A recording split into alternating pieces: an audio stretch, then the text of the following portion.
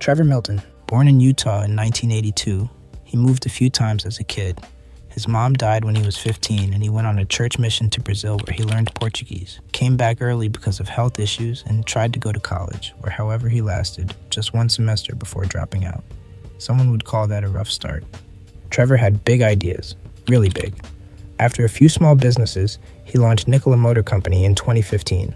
The goal was bold: build futuristic trucks running on self-driving technology and fueled by hydrogen and electricity instead of diesel. If you think this sounds cool, investors thought the same. For a while it worked.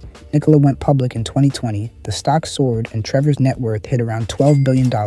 People called him a visionary. But the reality was less impressive. Some of Nikola's claims weren't exactly real. The trucks didn't drive themselves.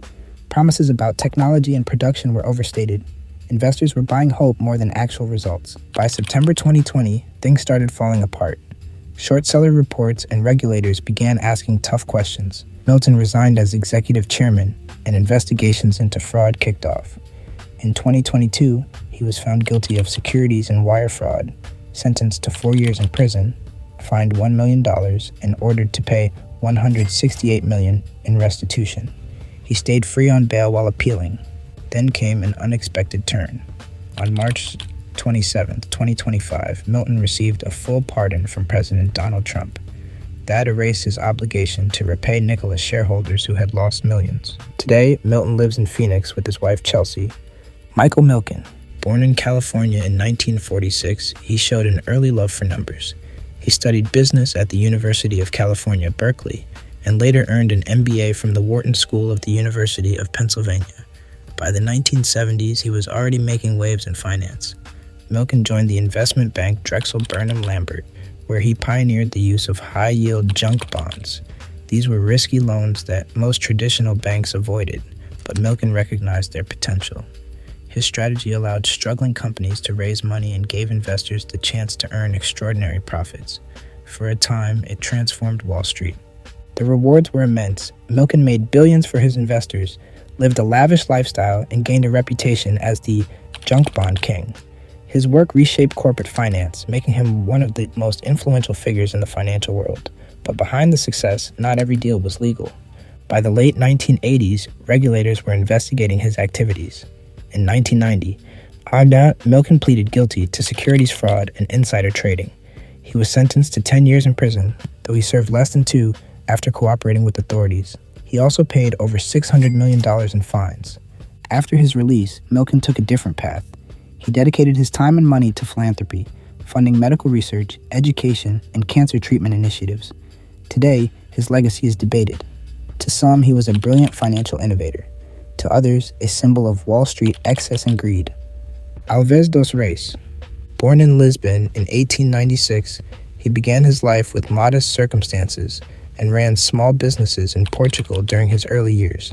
Then he pulled off one of the biggest financial scams of the 20th century, and people still talk about it today. He had the bold idea of creating real-looking documents that made banks pay him money that wasn't his. In the 1920s, Reis forged documents that appeared to come directly from the Bank of Portugal. These papers claimed he had the authority to issue bonds and receive large sums of money from the bank. The deception was convincing, and the bank transferred huge amounts to him, believing his claims were legitimate. With the stolen funds, Reis lived extravagantly. He bought luxury cars, dressed in fine clothes, and hosted lavish parties. To the public, he seemed like a successful financier, a rising star in Portuguese banking. For a time, no one suspected the truth, but the truth eventually came out. In 1925, authorities uncovered the fraud, and Alves dos Reis was arrested. The country's finances had been shaken, and the scandal became legendary. He served his sentence, but his name lived on as a warning. Audacity can take you far, but lying on that scale will catch up with you sooner or later. Billy McFarland. Born in New York City in 1991, he grew up as an ambitious young man with a talent for promotion and business ideas. His early ventures showed promise, but the project that would make him infamous was the Fyre Festival, a luxury music festival in the Bahamas that promised yachts, private chefs, and Instagram-perfect experiences. Billy sold the dream hard. He made slick ads, influencer posts, and ticket prices sky high. Everyone thought it would be the next big thing.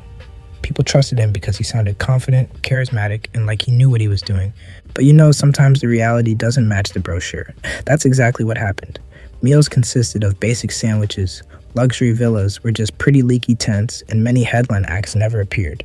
Attendees were stranded, the infrastructure failed, and images of the disaster spread rapidly across social media. The festival collapsed into chaos. By 2018, authorities caught up with him. Billy pleaded guilty and was sentenced to 6 years in prison and ordered to pay back tens of millions. After serving his time, he was released and is now attempting to rebuild his life. The Fyre Festival disaster remains a permanent mark on his reputation, a reminder that charisma and hype cannot replace planning, honesty, and execution. Sam Bankman-Fried, born in California in 1992, he grew up on Stanford's campus with professor parents talking about ethics at the dinner table. Smart and ambitious, he started a crypto hedge fund, Alameda Research, then launched FTX, a flashy crypto exchange. Sam promised fast trades, big profits, and even gave perks for holding his token FTT, like arcade tokens that doubled as casino chips. Investors loved it. Ads, Super Bowl spots, even the Miami Heat arena had his name. He looked unstoppable. Behind the scenes, however, FTX was mismanaging customer funds. Money from clients was used to cover losses at Alameda Research, and when cryptocurrency prices fell in 2022, the exchange lacked sufficient cash reserves. In a matter of days, $8 billion disappeared, leaving investors and customers in shock. By November 2022, FTX went bankrupt. Sam was arrested in the Bahamas, brought to New York, and in March 2024, convicted of 7 fraud charges. He got 25 years, $11 billion forfeiture, and a lifetime ban from crypto. Now he's behind bars, facing the consequences of hype that went too far. Elizabeth Holmes, born in Washington, D.C. in 1984, she grew up in a family that valued ambition and innovation. She attended Stanford University, but dropped out in 2003 to start Theranos, a company that promised to revolutionize blood testing. Holmes claimed that a single drop of blood could run hundreds of medical tests quickly, cheaply, and accurately. Her vision captured the attention of investors and corporate partners. Walgreens and Safeway signed deals, and Theranos was valued at billions of dollars. Holmes appeared unstoppable, a young entrepreneur changing the face of healthcare. But behind the lab doors, it was a mess. The machines rarely worked as promised, and staff secretly ran tests on conventional lab equipment to hide failures. The technology was unreliable, and patient results were often inaccurate. By 2015, whistleblowers exposed the truth. Regulators investigated. In 2018, Holmes was charged with wire fraud. In 2022, she was convicted on 4 counts. Sentenced to over 11 years, she now serves time at a minimum security federal prison camp in Texas, folding laundry, teaching GED math, and budgeting quarters like everyone else. Her story serves as a warning that charisma and vision alone cannot replace accountability and honesty, especially when lives depend on the technology being promoted. Scott Rothstein, born in the Bronx in 1962, he didn't start with billions. He began as an ambitious lawyer in Fort Lauderdale, Florida, building a career and a reputation for charm, confidence, and extravagance. His law firm's office reflected his ambition. Marble floors, luxury cars, and even a giant shark tank, projecting success and influence. Rothstein claimed that his firm could sell portions of large lawsuit settlements for guaranteed profits. Investors were drawn to the promise of easy money, but behind the scenes, the lawsuits were fabricated. He forged court documents, created fake bank letters, and used the scheme to extract approximately $1.2 billion from clients. The fraud unraveled in 2009 when a client requested their funds. The money was gone, and Rothstein attempted to flee to Morocco. He was eventually captured, returned to the United States, and confessed to his crimes.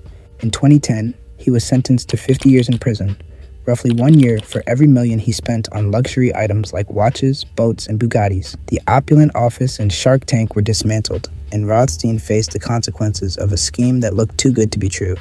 Jeff Skilling, born in Pennsylvania, grew up between New Jersey and Illinois. He showed an early talent for business and analysis. After earning an MBA from Harvard, he joined Enron and introduced a bold idea, trading energy like stocks. At first, it seemed revolutionary. Enron stocks soared, investors made millions, and Skilling's wealth grew into tens of millions. But behind the scenes, cash flow was shrinking and debt was hidden in shell companies. The company's profits were an illusion. By December 2001, Enron collapsed in the largest corporate bankruptcy in U.S. history at that time. Thousands of employees lost their jobs, and their retirement savings were wiped out. Jeff was convicted of fraud and conspiracy, sentenced to 14 years, and had to pay $42 million in restitution. After his release, Skilling attempted to return to business. In 2020, he was reported to be fundraising for an online oil and gas trading platform called Veld LLC, which was officially registered in Texas in 2021. The company was later withdrawn in 2022. Bernard Ebbers, born in Edmonton in 1941 and raised in a nomadic family who moved frequently between Canada and USA, started his career running a small motel in Mississippi. Ambitious and determined, he began acquiring small phone companies in the 1980s and eventually built WorldCom, a telecommunications giant. On paper, the company was worth billions, and Ebbers appeared unstoppable. However, behind the impressive numbers, the reality was very different. Routine fees were reclassified as assets, and Ebbers borrowed from the company to cover personal loans. The company's financial statements created the illusion of steady growth and stability, masking a massive web of fraud that was growing year by year. By 2002, auditors finally uncovered the scheme. WorldCom collapsed, becoming one of the largest corporate scandals in U.S. history. The bankruptcy wiped out 20,000 jobs and erased billions of dollars in employee retirement savings, leaving a trail of devastation for investors and workers alike. Ebbers was sentenced to 25 years.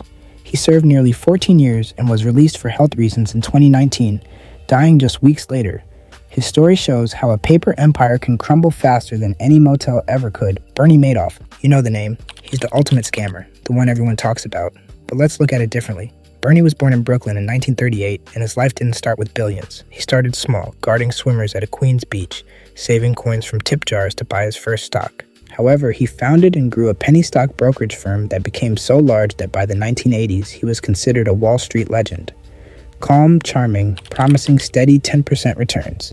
It sounded really cool, but nobody guessed it was fake. The trick was simple. New clients' money paid old clients like a textbook Ponzi scheme. Not a single penny of the money clients thought were invested actually went into the market. The illusion kept growing. Statements showed $65 billion, while in reality, the hole was nearly that deep. Then 2008 hit. The financial crash stopped new money from flowing. Withdrawals piled up. Bernie confessed to his sons that everything was one big lie. The FBI came the next morning. A judge called it extraordinarily evil and gave him 150 years. He died in prison in 2021. Madoff's victims are still getting tiny recovery checks. The money lost, the trust shattered, and the lives ruined, that part can never be fixed. And that's why, after all these scams, Bernie remains the benchmark, the one every con is measured against.